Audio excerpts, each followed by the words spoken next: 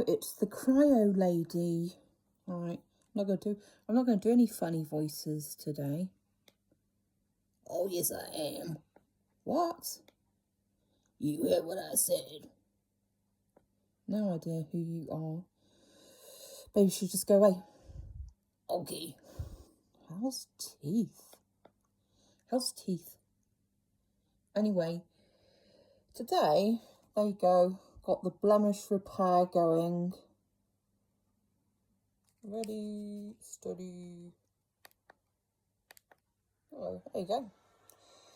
Anyway, so today I'm going to talk about a story that I found really quite disturbing. What it does is, in January of this year, this lady's name is Anne, okay, and she came from Wales. She's 51 years old, fit, healthy, absolutely nothing wrong with her physically, and off she went on holiday to Switzerland. Now, when she didn't actually return, her family got worried, and then they received a letter through the post. She'd not gone on holiday. She had gone to Switzerland. She'd gone to a clinic called the Pegasus Clinic, which is in Basel. And she'd, ended her life. That's what she'd done. Now, to give a bit of background on this, she had recently lost her only son. Her only son had died. And whilst, it's just hard to put into words, really. Anyway, her only son had recently died, and it's believed that she was suffering from depression, which, of course, she would have been. And, anyone who loses a child probably wants to die. I understand that. I think anyone would understand that. But with the right kind of help, she could have gotten through that. Anyway,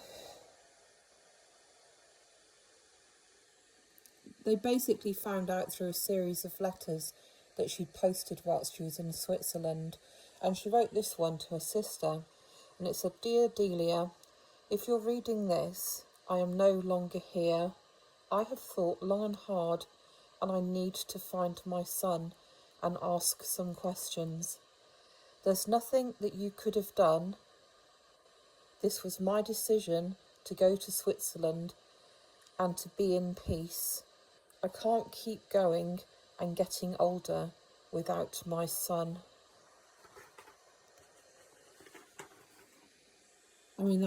That's just so sad. Now, I don't know if she has any other children. I do know that she has grandchildren, so I don't know anything other than that. But interestingly enough, in May of 2024, a similar scenario was played out when Pegasus helped a 47-year-old Alistair Hamilton to die. Now, Alistair, like Anne, had no known terminal illnesses, and his family had absolutely no idea of his plans. So Pegasus were investigated by ITV News, and they actually helped Alistair's family. They took Alistair's mum and sister over to the Pegasus Clinic, and they spoke to the director, and they actually elicited a promise from the director that if this situation arose again, the director said that they would contact the person's family, and they would stand next to them with, and make the call and have it on speaker. So this time, when ITV News tried to reach out to them, Well, they just point blank wouldn't talk to them. And Anne's family, right? I mean, what do you do? You know, you receive these letters from your sister to say that she's no longer alive.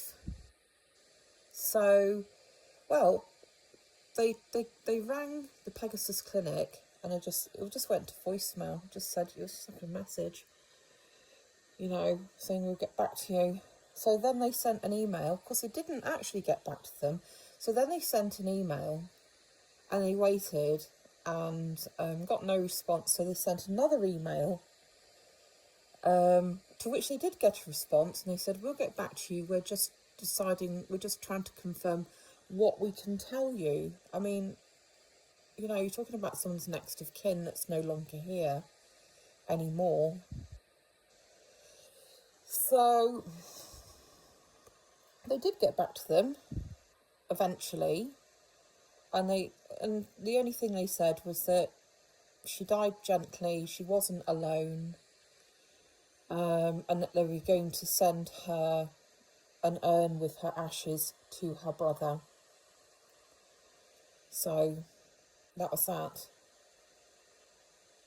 Now, assisted dying has been legal in Switzerland since 1942. It's also legal in other countries, and I'll just go to another country that is legal in, which is Canada. Now, Canada, they have a bit of a rising problem here. I mean, I think it's a very rising moral problem, and it is indicative of society and the way that it's going.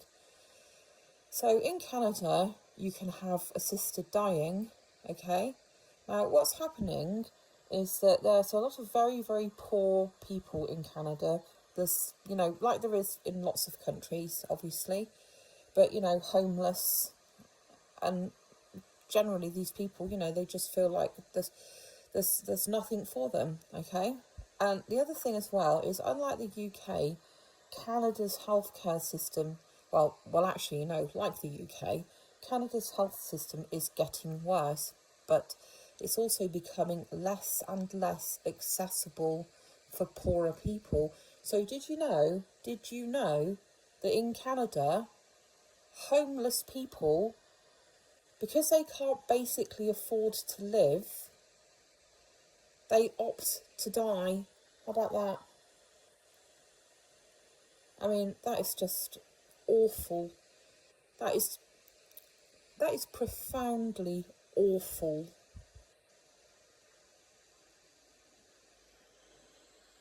Wow. R.I.P. Anne.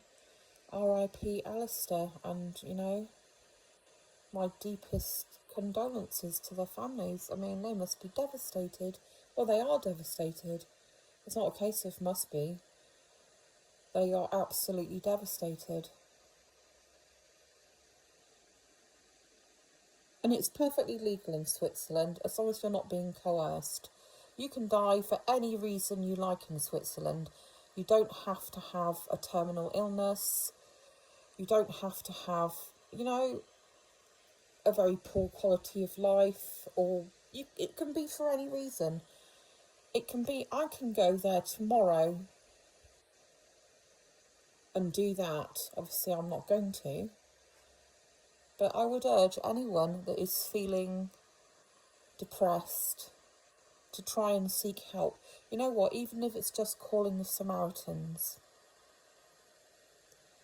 there will always be someone that you can talk to.